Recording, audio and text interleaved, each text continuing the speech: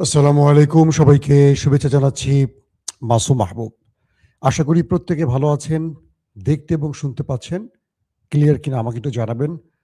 Baghdad থেকে আমাদের প্রিয় ভাই ইউসুফ খান, আবারও আপনাকে পেয়েছি ভাই। নাসরিন জাহান, ঢাকা মিরপুর থেকে। মহিউদ্দিন ভাই, নারায়ণগঞ্জ থেকে। এত কিছু লেখার দরকার আছে ভাই। আমি কামরুল ইসলাম ভাই, কেমন আছেন আপনি? ইলিশের বাড়ি চাঁদপুর। ইলিশের বাড়ি ভোলা তো আছে নাকি? শেরপুর, কুয়েত থেকে ভাই মোমেন, ওমান থেকে আহার, নোয়াখালী। আন্নারা ভালো আছেননি ভাই? প্রিয় দর্শক, আমি প্রথম যে সংবাদটি দিয়ে শুরু করতে চাই সেটি হলো, একটি বিশেষ সূত্রের খবর পাওয়া গেছে যে ইরানি সেনাবাহিনী আজ রাতে পৃথিবীকে সবচেয়ে বড় চমক দেখাতে পারে।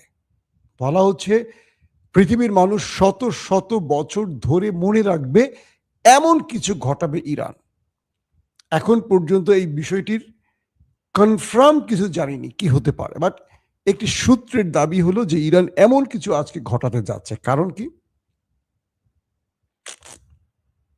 আগামী মঙ্গলবার আমেরিকা, ইসরায়েল, ইরানে সবচেয়ে বড় হাই ভোল্টেজ ফাইনাল ম্যাচ খেলবে। তো আমি সবসময় আপনাদের বলি যে ইরান যখন বুঝতে পারে আক্রান্ত হবে, তখন তারা আগে একটা কিছু করে। তো এটা নিয়ে কিছু কথা আজকে লাইভে বলবো। কি করতে পারে ইরানের সম্ভাব্য পৃথিবীকে বিস্ময়কর একটা সারপ্রাইজ দেওয়ার মতো ইরান কি করতে যাচ্ছে, কিছু ইঙ্গিত মিলছে যেগুলো আমি আজকে লাইভে বলবো।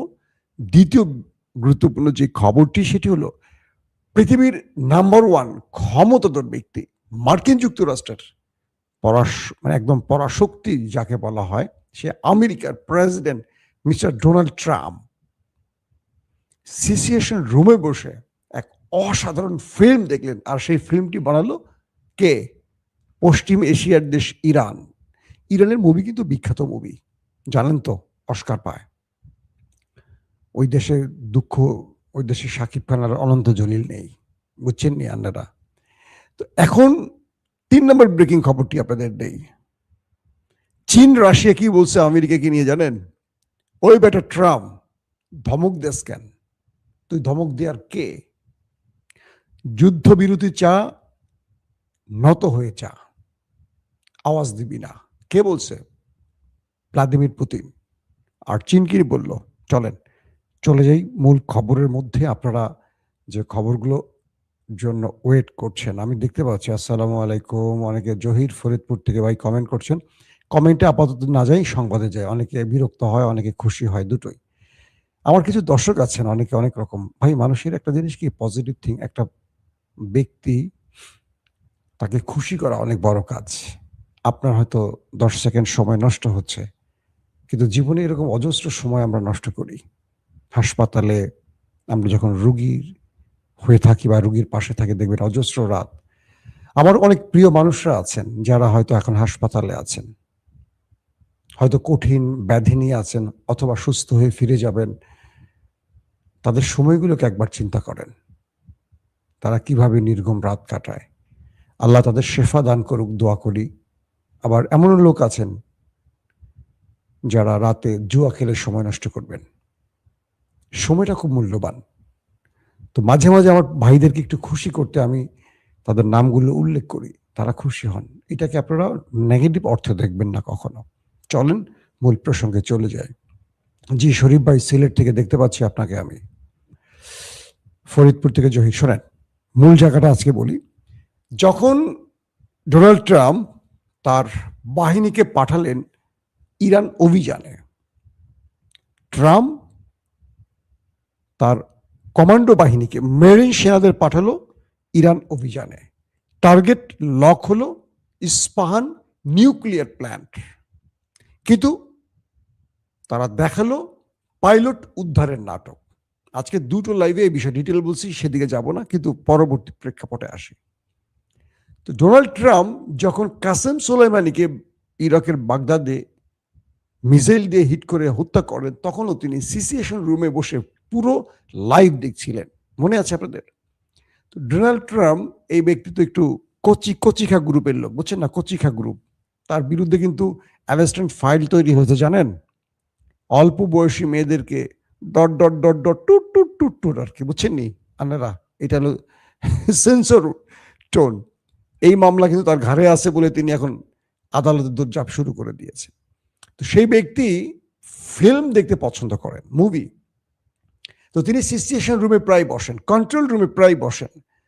তো তিনি লাইভ দেখেন এবং সঙ্গে সঙ্গে টুইট করেন, আমি আমার বাহিনীকে ধন্যবাদ জানাই, আমার বাহিনী কাসেম সুলাইমানিকে হত্যা করেছে, আমার বাহিনী অমুক তমুক এটা করেছে, আমার বাহিনী কি বলে মাদুরোকে তুলে নিয়ে এসছে, নিকোলাস মাদুরোকে। এগুলো সে বলতে, সিনেমাটিক ভাবে বলতে পছন্দ করেন, তার বীরত্বের গল্প বলতে পছন্দ করেন।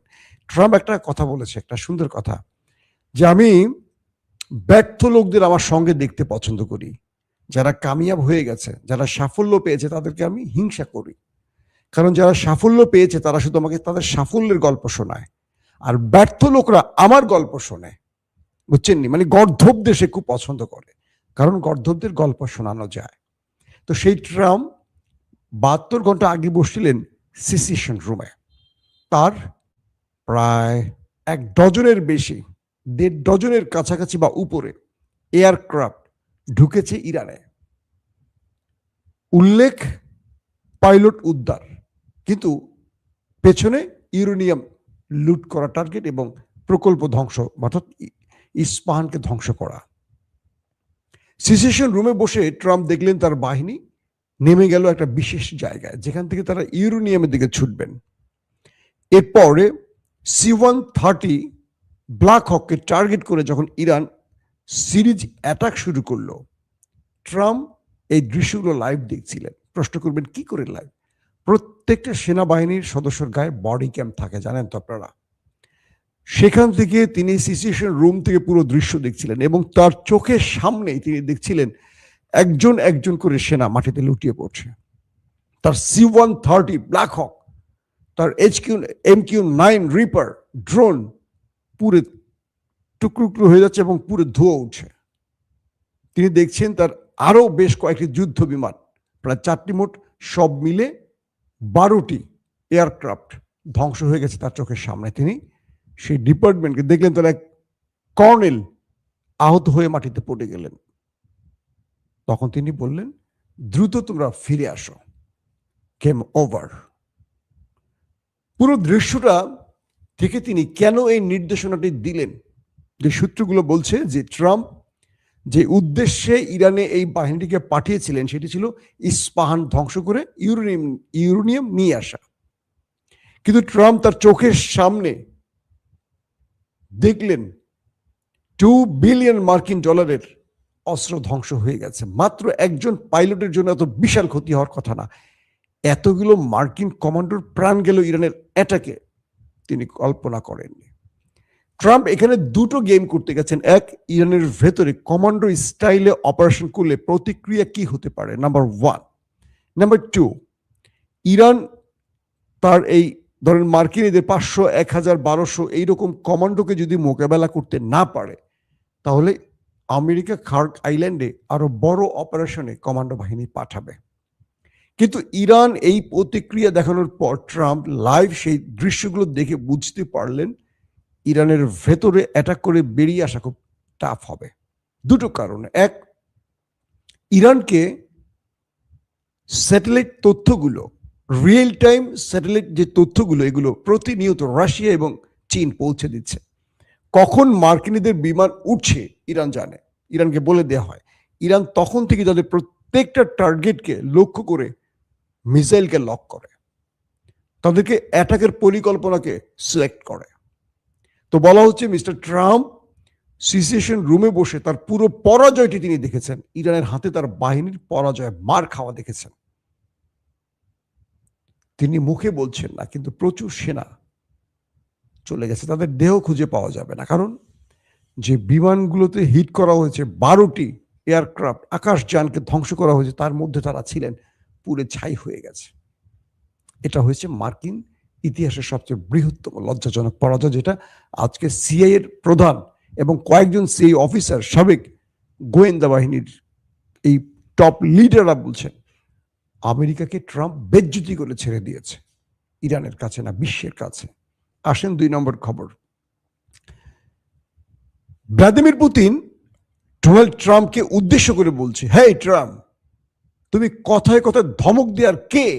তুমি ধমক দাও কাকে? যে ইরানের কাছে মার খায় সে ধমক দেয় কি করে? তুমি যুদ্ধবিরতি চাও, মাথা ঠান্ডা করে আলোচনায় আসো। তুমি আলটিমেটাম দেওয়ার কে? 24 ঘন্টা, 72 ঘন্টার আলটিমেটাম দেওয়ার তুমি কে? কে বলছে? ভ্লাদিমির পুতিন, ডোনাল্ড ট্রাম্পকে। বুঝছেন নিয়ান্নেরা? এখন এই পরিস্থিতির মধ্যে ভ্লাদিমির পুতিন এখন মাঠে ওপেন নামছেন। তিনি বলছেন যদি যুদ্ধবিরতি চাও তোমাকে আলোচনায় বসতে হবে। তুমি ধমক দিবা, আলটিমেটাম দিয়ে তুমি যদি আলোচনা করো, সেই আলোচনা হবে না। আজকে প্রথম না, দ্বিতীয় লাইভে বলেছি, পাকিস্তানকে আমেরিকা ব্যবহার করছে ইরানের সাথে যুদ্ধবিরতির জন্য। পাকিস্তান সেনাপ্রধান ফিল্ড মার্শাল আসিফ মনির তিনি এসেছিলেন, মানে তিনি ইরানের সাথে সমঝোতার আলোচনা করেছেন। তিনি বলছেন যে আগে তুমি হরমুজটা খুলে দাও, তারপর আমেরিকা তোমার সাথে আলোচনা করবে এবং আমেরিকা যুদ্ধবিরতি ঘটাবে, হামলা বন্ধ করবে। ইরান বলছে যে না না, পাকিস্তান এটা হবে না। তুমি ট্রাম্পকে গিয়ে বলো আমি যে শর্ত দিচ্ছি সেই শর্ত তোমাকে আগে মানতে হবে। কি? তুমি হামলা বন্ধ করবে, শুধু নয় আমার সকল হক ফিরিয়ে দিবে যেগুলো আমাকে তুমি বিগত 40 বছর ধরে বঞ্চিত করেছো। 90 দশকের পর থেকে আমাকে বঞ্চিত করা হয়েছে। আমি হরমুজে টোল আদায় করব। হরমুজ এখন ইরানের নিয়ন্ত্রণে থাকবে। তুমি গালফ কান্ট্রি থেকে চলে যাবে, তুমি আরবের কোন রাষ্ট্রে থাকতে পারবা না। তুমি আমার নাকের ডগায় বসে আমাকে সুশ্রী দিবার আমি চুপ থাকবো, এটা হতে পারে না। তুমি ইরানের ভেতরে যে ক্ষয়ক্ষতি করেছো সকল ক্ষয়ক্ষতি পূরণ করবা। পাশাপাশি তুমি আমাদের যে ইউরেনিয়াম নিয়ে, ব্যালিস্টিক প্রোগ্রাম নিয়ে গুতাগুতি করতেছে, এগুলো আর করতে পারবা না। এবং আমাকে গ্রান্টার রাষ্ট্রের মাধ্যমে জানাতে হবে তুমি আর হামলা করবা না, মন চাইলে এসে হামলা করবে, এটা পারবা না। আর ইরানের উপর থেকে যত রকম নিষেধাজ্ঞা আছে সব তুলে দিতে হবে, দেন যুদ্ধবিরতি। এছাড়া তুমি জাহান্নাম বানাও আর পাথরের যুগ বানাও, আমি মাঠে আছি। এই বক্তব্যের পর ট্রাম্পের মাথা গেছে খারাপ হয়ে, কারণ এই আলোচনা চলাকালীন সময়ে ট্রাম্প ইসরায়েলকে দিয়ে ইরানে ব্যাপক হিট করেছে। মনে করেছে ইসরায়েলের হিটের পর ইরান একটু ভয় পাবে। ইরান সঙ্গে সঙ্গে শুরু করছে আবার ওদের দেশে মারা, ধামার মারছে আজকে মনের মতো, সিরিজ আকারে মারছে। তো আজকে এই মাইরের পর, এই যে একটু আগে লাইভটাতে শুরুতে আপনাদের যে বলেছি যে ইরান বলেছে পৃথিবী আজকে নতুন কিছু দেখতে পাবে। হয়তো শত শত বছর ধরে মানুষ যেটার অপেক্ষা ছিল, ইরান তেমন সারপ্রাইজ দেখাতে যাচ্ছে বিশ্বকে। হতে পারে নিউক্লিয়ার টেস্ট। আমার ধারণা চূড়ান্ত নয়, অ্যাজাম্পশন করছি যে হতে পারে ইরান নিউক্লিয়ার টেস্ট করে বসতে পারে, অথবা ইরান এমন কিছু দেখাবে পৃথিবীকে যেটা শত শত বছর ধরে মানুষ অপেক্ষা ছিল। কি হতে পারে সেটা আমরা জানি না সেটাকে, কিন্তু ইরানের কিছু কিছু মাধ্যম এই বক্তব্যটি দিয়েছে। ইরান বলছে আমরা যদি আমেরিকার শর্ত মেনে নেই, আমেরিকা এখন যেহেতু তারা আমাদের হাতে ধোলাই খেয়ে দুর্বল হয়ে গেছে, তারা কিছু সময়ের জন্য রেস্ট নেবে, নতুন করে আরো অস্ত্র যোগ করবে, নতুন করে আরো ফাঁদ তৈরি করবে, নিজেরাই ফলস ফ্ল্যাগ অপারেশন করে বলবে ইরান যুদ্ধবিরতি লঙ্ঘন করেছে, এই নামে আন্তর্জাতিকভাবে আরো কিছু বন্ধুদের নিয়ে ইরানের বিরুদ্ধে লেগে যাবে। আবার আমরা যদি শর্ত মেনে হরমুজ খুলে দেই, ওই দেশ দুটো তারা পৃথিবীকে বলবে আমরা পরাজিত হয়ে গেছি, তারা বিজয়ী হয়েছে, বাট তারা আমাদের পরবর্তী আর কোনো শর্ত মানবে না। এরা বিশ্বাসঘাতক এবং এরা প্রতারক। সো সকল শর্ত আগে মানো, তারপর হরমুজ বিষয় সিদ্ধান্ত আসবে।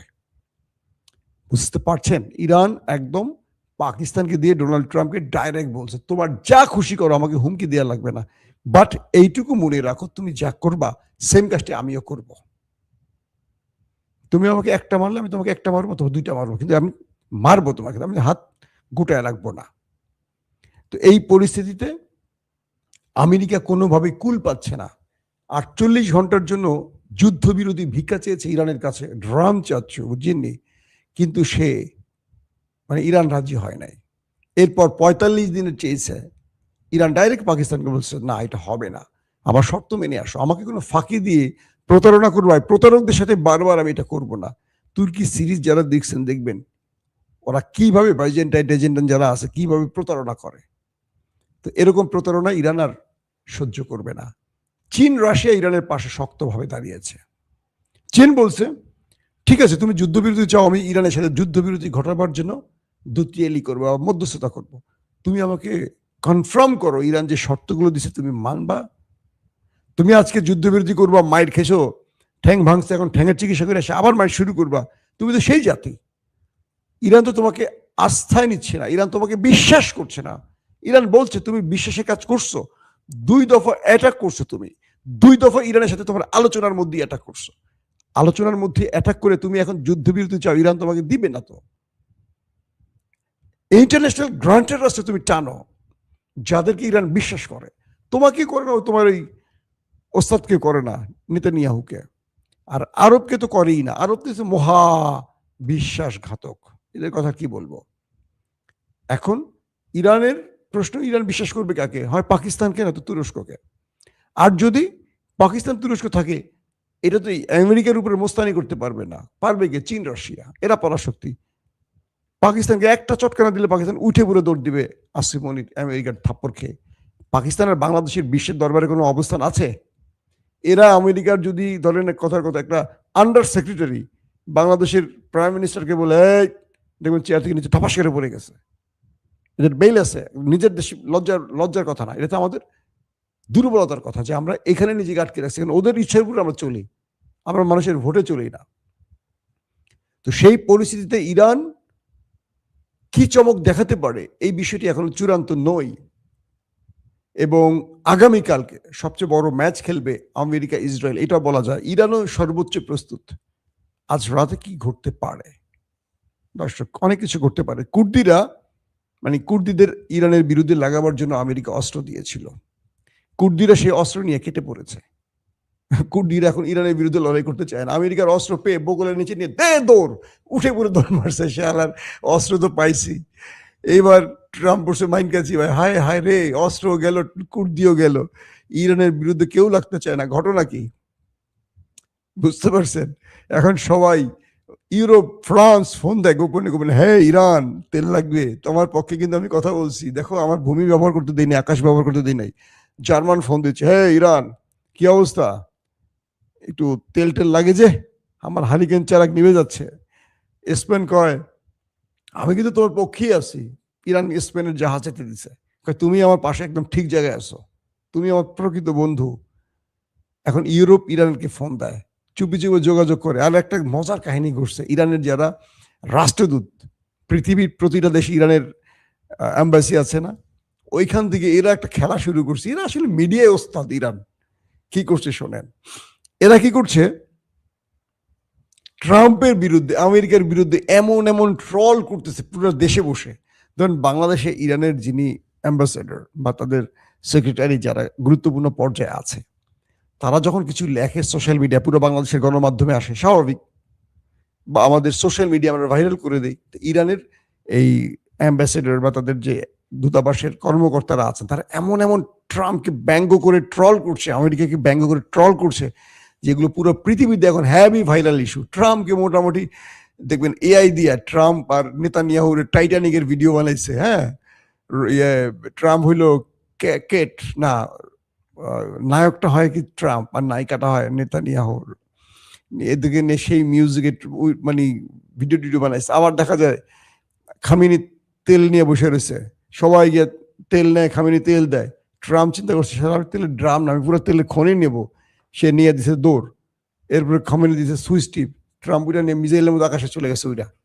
মানে ট্রাম্প একেবারে খমিনির টিপ খাই উপরে চলে গেছে।